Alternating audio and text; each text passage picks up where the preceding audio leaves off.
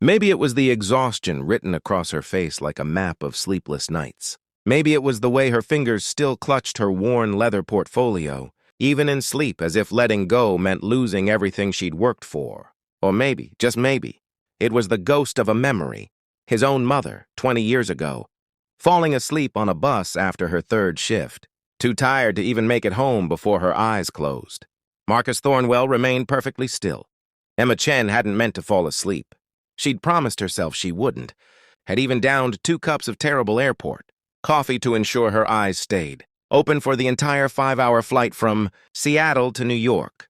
This was her chance, maybe her only chance, to pitch her sustainable packaging, designed to Harrison Industries, and she couldn't afford to arrive looking rumpled and exhausted. But her body had other plans. Between pulling double shifts at the restaurant to pay rent and spending every spare moment, perfecting her presentation, she'd barely slept in 72 hours. The moment the plane reached cruising altitude and the cabin lights dimmed, her eyelids grew heavy. She felt herself listing to the right, toward the broad shoulder in the first class, seat beside her, an upgrade she'd splurged on with money she didn't have because she needed to feel confident, successful, ready. The last thing she remembered was thinking she should straighten up. Then nothing. Marcus glanced down at the sleeping woman against his shoulder. She looked younger than he'd initially thought, perhaps late 20s, with dark circles under her eyes that even careful makeup couldn't quite hide. Her clothes were professional but not expensive, a blazer with a carefully mended seam at the shoulder, shoes polished to brightness despite their age. He recognized the look. He'd worn it himself once, a lifetime ago, before his first company sold and changed everything. The flight attendant approached with his requested scotch, and her eyes widened when she saw the sleeping passenger.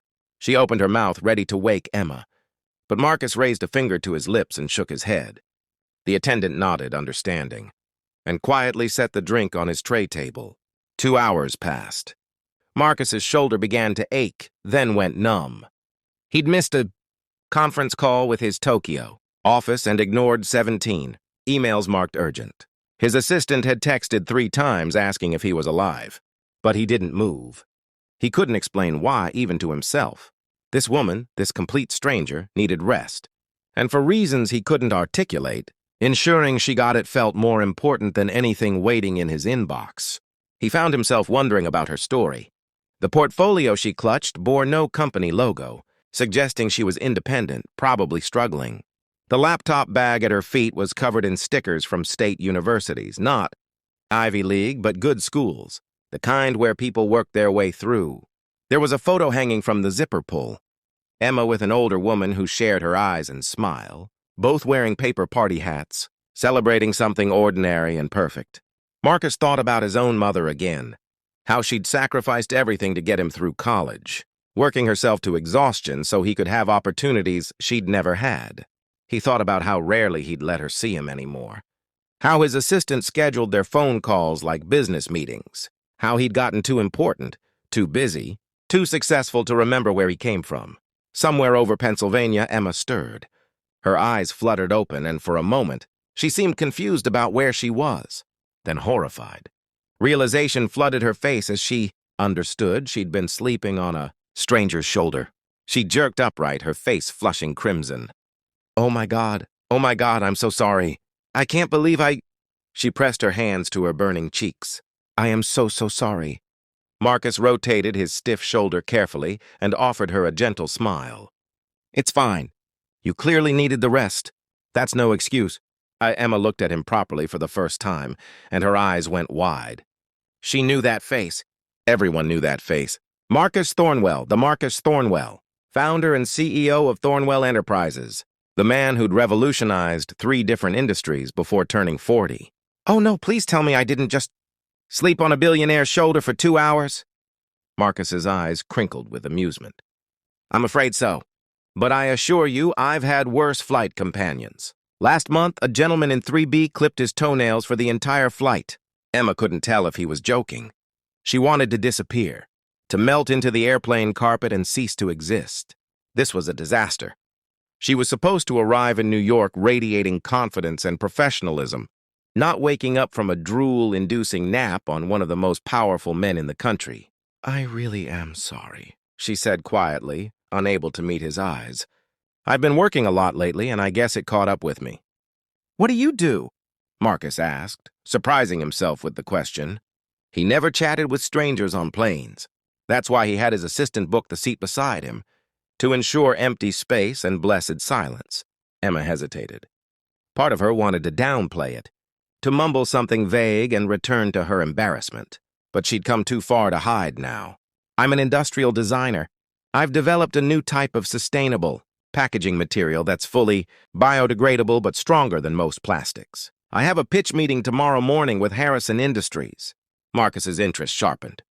Harrison Industries was one of his biggest competitors, and he'd been looking for an edge in sustainable packaging for months. His company's environmental initiatives had been lackluster, something the board kept pushing him to address. "That's impressive. Is this your first major pitch? Is it that obvious?" Emma smiled ruefully.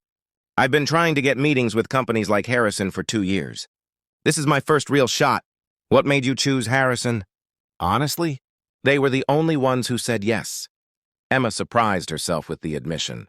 Something about this man, maybe the fact that she'd literally cried on his shoulder, or maybe just exhaustion lowering her filters, made honesty feel easier than pretense.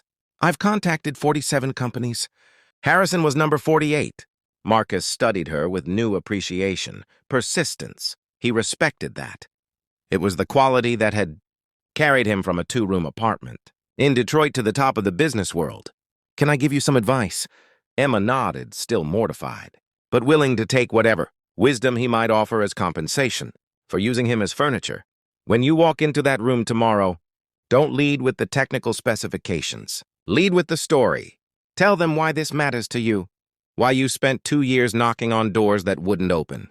The world is full of good ideas. What's rare is the person who believes in their idea enough to exhaust themselves fighting for it." His words hit Emma like a physical thing, warm and solid. She'd spent so long focused on the science, the data, the proof, that she'd forgotten the passion that started it all. Watching her mother struggle with asthma, exacerbated by pollution, researching environmental issues, discovering that packaging waste was one of the largest contributors to plastic pollution worldwide. "Thank you," she said softly. "That really helps." The plane began its descent into JFK. Marcus found himself reluctant for the flight to end, which was unusual.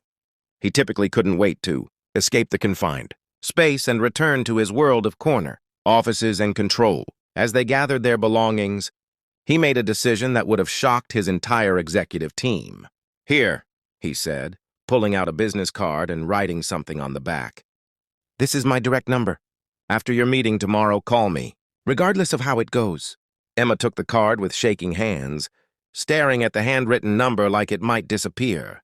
"I don't understand. Why would you?" "Because 20 years ago, I was pitching my first business idea with a portfolio held together with duct tape and hope," Marcus said simply. "And someone gave me a chance when they didn't have to. I'd like to hear how your meeting goes." They parted at baggage claim, Emma still dazed, Marcus oddly satisfied. He'd missed 5 meetings, ignored countless emails, and spent 2 hours as an unpaid pillow. By any reasonable measure, it had been an unproductive flight. Yet somehow, it felt like the most important thing he'd done in months. Emma's pitch the next morning was both triumph and disaster. She'd taken Marcus's advice, leading with her story, and for 45 minutes, she'd held the room captive. But Harrison Industries wanted exclusive rights for a price that would have left her with almost nothing, and when she'd hesitated, they'd thanked her politely and shown her the door. She'd stood outside their glass tower, holding her portfolio, trying not to cry. Then she'd remembered the business card. With trembling fingers, she'd called. Marcus had answered on the second ring. "How did it go?" "They loved the idea, but not my terms," Emma had said, her voice steady despite her disappointment. "They wanted to own it outright for a fraction of what it's worth." "Good," Marcus had said, surprising her. "That means it's valuable. Come to my office. Let's talk about Thornwell Enterprises partnering with you instead, with you maintaining creative control and getting fair compensation. I've been looking for someone with exactly your innovation, and your refusal to give up. 6 months later, Emma's biodegradable packaging was being rolled out across Thornwell Enterprises' entire supply chain. She'd hired a team of 5, including her mother as the company's community outreach coordinator. Marcus had become not just a business partner, but a mentor, someone who checked in regularly, who celebrated her wins and helped her navigate challenges. And sometimes, when Emma worked too late and exhaustion overtook her during strategy meetings, Marcus would simply smile and continue the presentation, letting her rest. Because he'd learned on that flight over Pennsylvania that sometimes the most powerful thing a billionaire can do isn't acquiring another company or maximizing another quarter's profits. Sometimes it's simply being kind to a tired stranger who needed a shoulder to lean on, and recognizing that the measure of success isn't what you accumulate, but what you give others the chance to become.